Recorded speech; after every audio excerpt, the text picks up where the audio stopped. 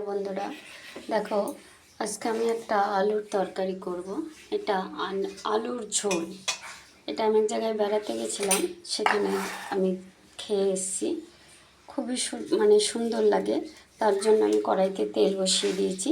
আলুটা ভাজবো না, ফোড়নে দেবো জিরে আর তেজপাতা।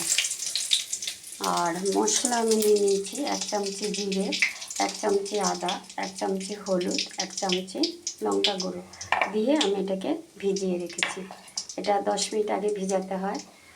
এবার তেলটা আমি গরম হয়ে গেছে, আমি ফোড়নটা দিয়ে দিয়েছি। দিয়ে এবার আমি মশলাটা দিয়ে দেবো। ফোড়নটা হয়ে গেলে মশলাটা দিয়ে দেবো। মশলাটা দিয়ে দিলাম।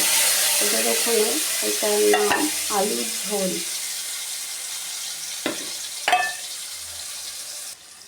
আমি নুন দিয়ে দিলাম, স্বাদ অনুযায়ী নুন দিয়ে দিলাম। আমরা তো আলুর দম করে খাই, আলুর অনেক রকম রেসিপি রান্না করে খাই। তোমরা ওই রান্নাটা করে খেয়ে দেখো। এক এক জায়গায় এক একটা বিখ্যাত। এটা আমার খুব ভালো লেগেছে।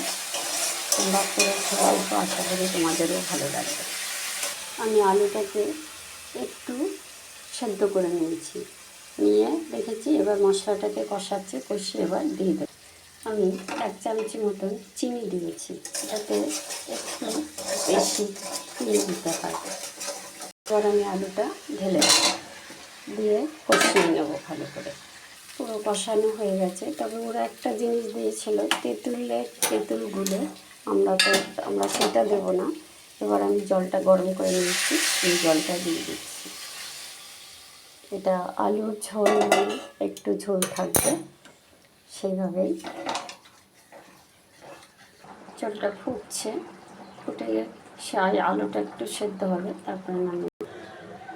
আর আলুর ঝোল দেখো হয়ে গেছে। এটা তোমরা করে খেয়ে দেখো, আশা করি ভালো লাগবে। আর আমি এবার একটু গরম মশলা দেবো। আমি 1/2 চামচি মতন গরম মশলা দিয়ে দিলাম। দিয়ে এবার আমি একটু নেড়ে নামিয়ে দেবো।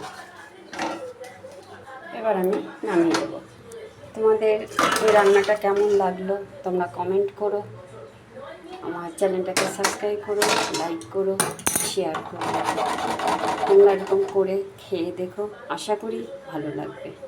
আজকে রাখছি, কালকে আবার অন্য রেসিপি নিয়ে আসবো তোমাদের সামনে।